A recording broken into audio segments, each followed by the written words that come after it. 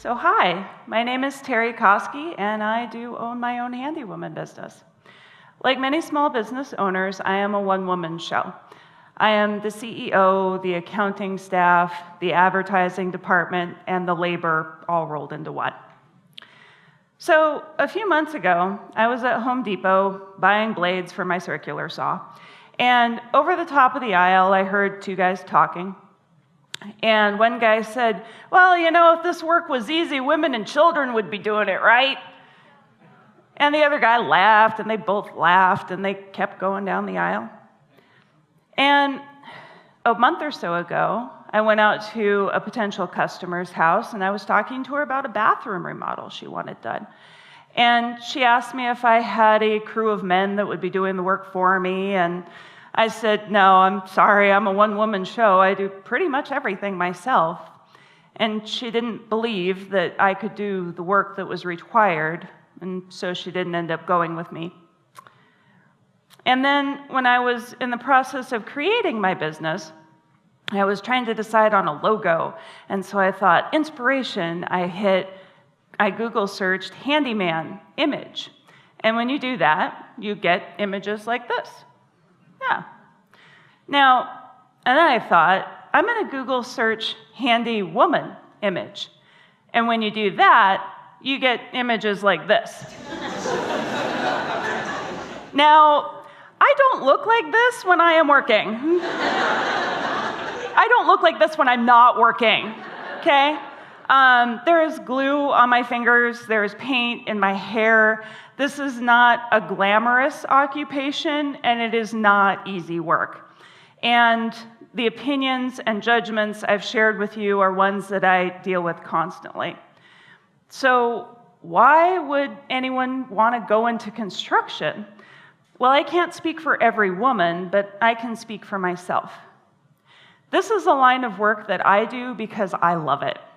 I love wearing comfortable clothes to work. I love getting dirty and figuring out problems and solving them.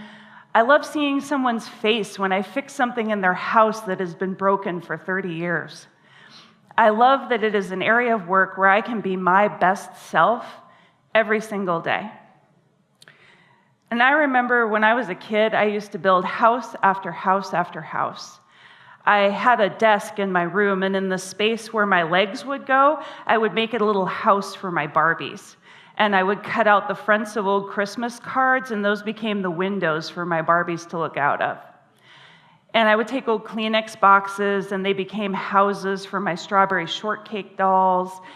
And then there were forts. A wondrous pile of pillows to make a fort with. Are there any fort builders in the audience tonight? I knew I was in good company. All right. So I'm going to share with you guys a picture of the first house I ever built, okay? I loved this house. I was so proud of it. Okay, I used to build house after house after house with my Legos. And they all had toilets and stoves and stairways. And if you look very closely in the picture there, you will see that my Lego people are enjoying a custom-built patio set. There were no pink blocks back then, okay? There were no kits. You just had to imagine something and then build it.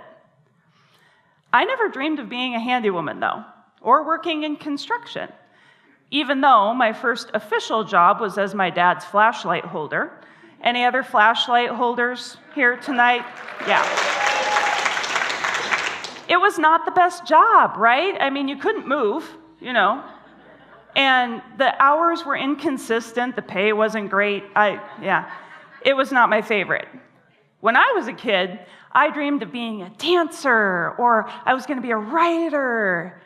And then I got to college, and I was disgruntled to learn that the position of fairy princess queen did not pay anywhere near what I thought it was going to. So then I had to figure out something else. And I had no idea what I wanted to do. So I took a career placement test, and it suggested that I would do really well in social work. So I did that for 25 years. I have a master's of public administration and a bachelor's in social services. I have over 10 years of volunteer experience, and I have won 2 community service awards for the work I have done in the nonprofit sector. But I choose to be a handy woman. Why? Well, like many things in life, the answer is complicated. There was a whole myriad of things that all kind of came together at the same time, and I realized that I was burned out. I was tired of helping people who didn't want it or need it, and at the same time, I was tired of not having enough help to give to those who did want it and did need it. My skills and abilities were not appreciated. I was not being challenged. I wasn't learning, and I missed that. So about that same time, I tried figuring out what else I could do. What other skills do I have? How else could I make my money? And with those thoughts came the stereotypical midlife crisis. And I didn't buy the Ferrari. I did decide that it would be a great idea to gut my kitchen down to the studs and rebuild it myself. Great idea, right? Yeah. Now, for context, okay, I have been one of those DIYers you hear about for years.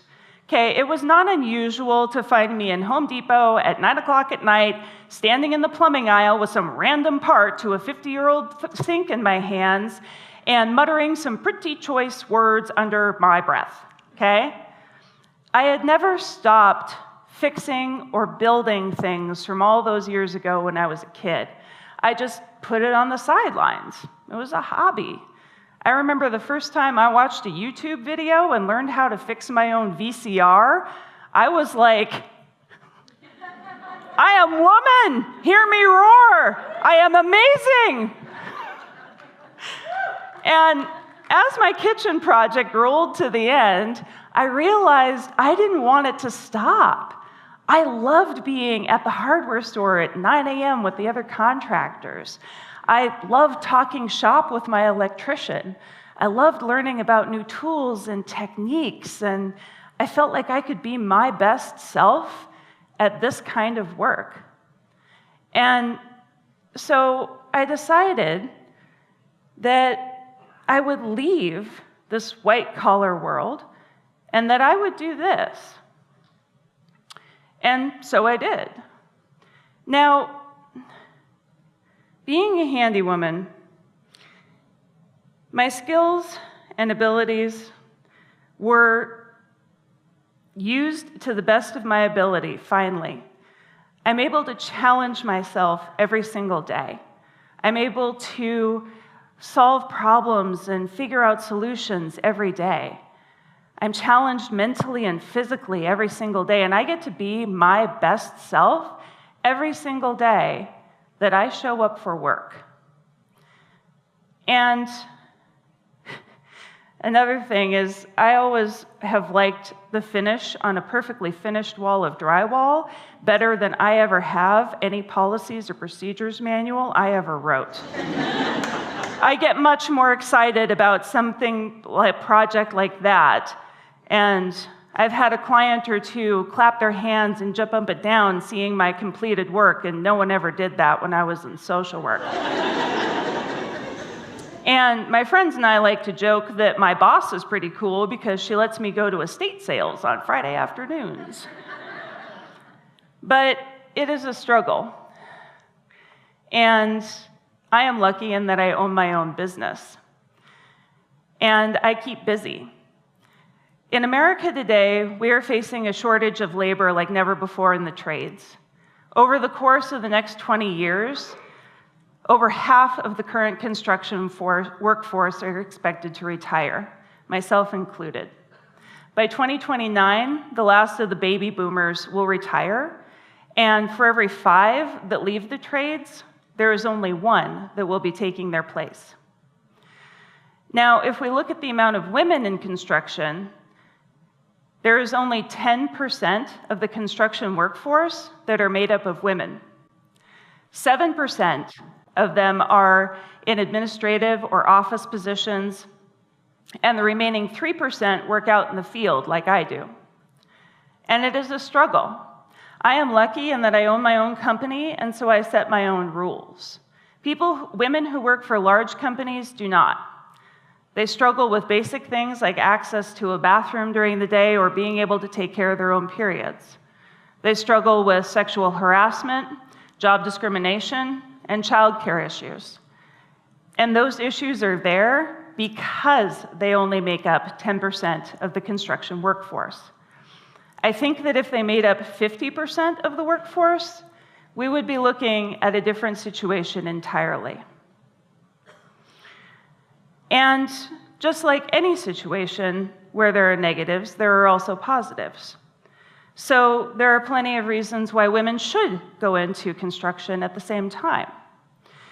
Now, you may be surprised to know that the pay gap between men and women is actually smaller in the construction industry than in any other industry.